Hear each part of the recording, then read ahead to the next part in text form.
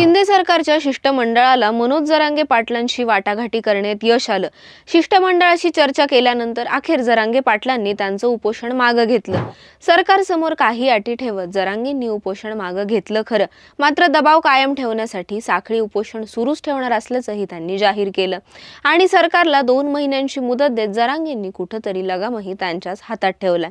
सध्या जरांगेंच्या मागण्या पूर्ण करून मराठा समाजाला आरक्षण देण्याचं सरकारसमोर फायदे तोटे दोन्ही आहेत। फायदे जास्त असले तरी सध्या आता जरांगेंच्या मागण्या पूर्ण करण्यासाठी सरकार ॲक्शन मोडमध्ये आले।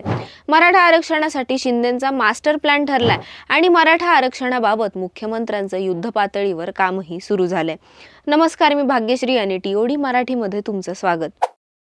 मनोज जरांगे पाटलांनी उपोषण मागे घेऊन आरक्षणाच्या निर्णयासाठी सरकारला 2 महिन्यांची मुदत दिली।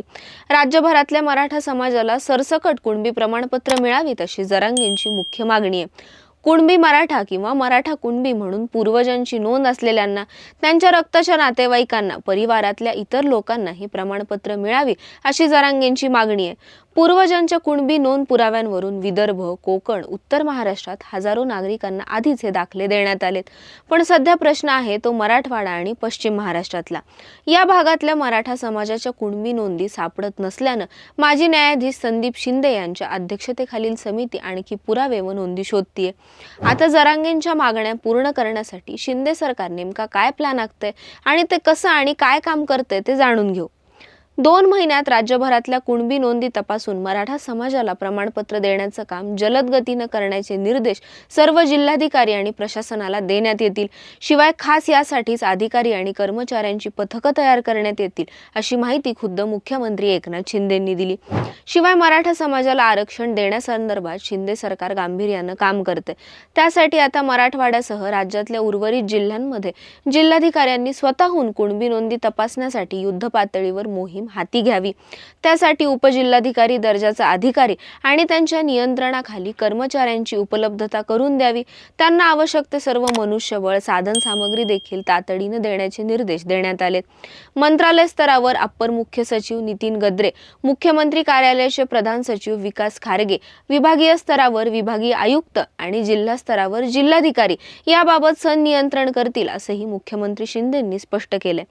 थोडक्यात काय तर जरांगेंच्या मागणीनुसार पूर्वजांच्या कुणबी मराठा आणि मराठा कुणबी अशा पूर्वजांच्या नोंदी असलेल्यांना कुणबी प्रमाणपत्र द्यायच्या कामाला सरकारनं आता गती दिली आहे। शिंदे समितीनं 2.25 कोटी नोंदी तपासून आतापर्यंत 13,500 नोंदी शोधल्यात। त्या आधारे 2-3 लाख जणांना कुणबी प्रमाणपत्र दिली जाऊ शकतात। निजामकालीन कागदपत्र तपासल्यानंतरही 15 ते 17,000 नोंदी मिळू शकतील आणि त्या आधारे 3-4 लाख जणांना कुणबी प्रमाणपत्र देता येईल। या व्यतिरिक्त सरकार अजून कोणत्या पर्यायांचा विचार करते तेही बघू। आता ज्या लोकांच्या केवळ मराठा म्हणून नोंदी आहेत त्यांना आरक्षण देण्यासाठी राज्य मागासवर्ग आयोगामार्फत पुन्हा या समाजाचं मागासलेपण तपासलं जाणार आहे। मराठा समाजाला सरसकट कुणबी प्रमाणपत्र देण्याचा निर्णय घेणं सरकारला कायदेशीरदृष्ट्या सध्या शक्य नाही आणि तसा घेतल्यास तो निर्णय न्यायालयात कितपत टिकू शकेल याबाबत तज्ज्ञांकडूनही शंका उपस्थित केली जाते। शिवाय ओबीसीतून आरक्षणाला ओबीसी समाजाकडून कडाडून विरोधही होईल। त्यामुळे पूर्वीप्रमाणेच समाजाचं मागासलेपण सिद्ध करण्याचा आणखी एक मार्ग सरकारसमोर आहे। त्यासाठी आधीच्या आयोगांनी कोणते निष्कर्ष काढले, कोणत्या मुद्द्यांवरून समाजाचं मागासलेपण नाकारलं गेलं, तेव्हाच्या आणि सध्याच्या परिस्थितीत काय बदल झालाय, हे महत्त्वाचे मुद्दे विचारात घेऊन समाजाचं मागासलेपण सरकारला सिद्ध करावं लागणार आहे। समाजाचं मागासलेपण तपासलं आणि समजा ते ग्राह्यही धरलं गेलं तर ते किती टक्के द्यायचं आणि ओबीसी कोट्यातून 50% आत द्यायचं की स्वतंत्र संवर्ग करून 50% मर्यादा ओलांडायची, हा मोठा प्रश्नही सरकारसमोर आहे। या व्यतिरिक्त मराठा समाजातील विद्यार्थ्यांसाठी वसतिगृहाची सोय उपलब्ध व्हावी, यासाठी विभागानं भाडेतत्वावर जागा घेऊन तातडीनं वसतिगृह सुरू करण्याचे निर्देश देऊन त्याबाबतचा दर आठवड्याला अहवाल सादर करण्याचे निर्देशही एकनाथ शिंदेंनी दिलेत। जर शिंदे सरकारनं मराठा समाजाला आरक्षण मिळवून दिलं तर याचा सरकारला होणारा सगळ्यात मोठा फायदा म्हणजे शिंदेंच्या मागची वोट बँक तगडी होऊ शकते। पण ओबीसी कोट्यातून मराठा समाजाला आरक्षण देण्यास ओबीसींचा तीव्र विरोध आहे। त्यात आगामी लोकसभा आणि विधानसभा निवडणुका लक्षात घेता तो विरोध सरकारला राजकीय दृष्ट्या परवडणारा नाहीये। त्यामुळे मराठा आणि ओबीसी अशा दोघांनाही मान्य होईल अशा प्रकारे मराठा समाजाला आरक्षण देणं हे सरकारपुढे मोठं आव्हान आहे। शिवाय जरांगेंनी दिलेल्या मुदती निवडणुकीची टांगती तलवारही शिंदे सरकारच्या डोक्यावर आहे.